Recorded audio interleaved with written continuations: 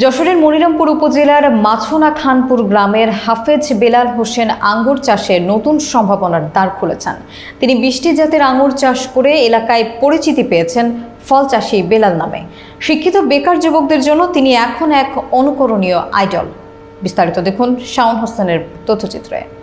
Jessore M college থেকে Islamic স্টাডিজে honours ও masters সম্পন্ন করা বেলালের ছোটবেলা থেকেই স্বপ্ন ছিল নিজে কিছু করার এবং সমাজে অবদান রাখার। সেই স্বপ্ন বাস্তবায়নে তিনি গড়ে তুলেছেন শুক্রিয়া এগ্রো ফার্ম। এখানে তিনি চাষ করছেন বিভিন্ন জাতের আঙ্গুর, যেমন বাইকুনুর গ্রিন লং, ড্রিগজন golden finger, black magic, autumn royal, মন্ড্রো প্রোস্টিড, মাস্কাট বর্লু, আর্লি তুর্কি প্রভৃতি। ইতোমধ্যে কিছু জাত যেমন বাইকুনুর, গ্রিন লং ও ড্রিগজনে ভালো ফলন পেয়েছেন তিনি। বেলাল বলেন, দেশের মাটিতে সফলভাবে আঙ্গুর চাষ সম্ভব। যারা বেকারত্ব দূর করতে চান, আমি সবসময় তাদের পাশে থাকব। তো এগুলো নিয়ে গবেষণা করতেছি। আশা করি আঙ্গুর ফল বাংলাদেশের মাটিতে আমরা ভালো একটা রেজাল্ট উপহার দিতে পারবো এবং এদেশের বেকার যুবক যারা আছে তাদেরকে একটা কর্মসংস্থানের সুযোগ ইনশাল্লাহ এখান থেকে হবে।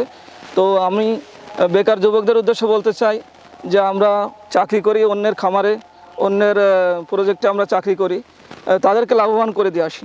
ওই সময়টা যদি আমার নিজস্ব খামারে আমি ইনভেস্ট করতে পারি, তো আমি আশা করি যে জেনে বুঝে যদি যে কোনো সেক্টরে যদি আমরা সময়কে ইনভেস্ট করতে পারি। বিগত 5 বছর ধরে আমি এই বাগান পরিচর্যা করি।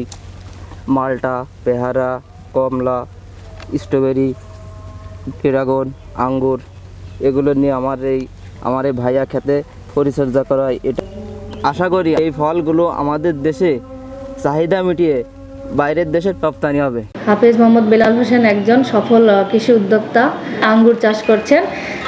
এই আঙ্গুরটি উনি প্রথমে 10 শতক দিয়ে শুরু করেছেন।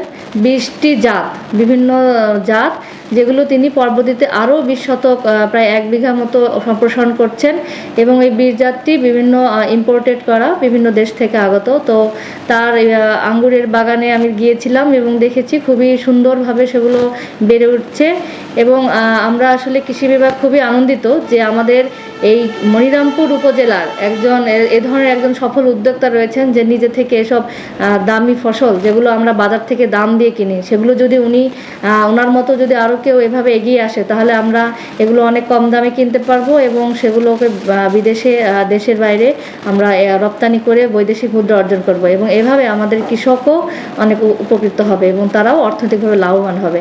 আর তার এই চাষাবাদে আমাদের কৃষি বিভাগ থেকে সর্বাত্মক সহযোগিতা অব্যাহত রয়েছে।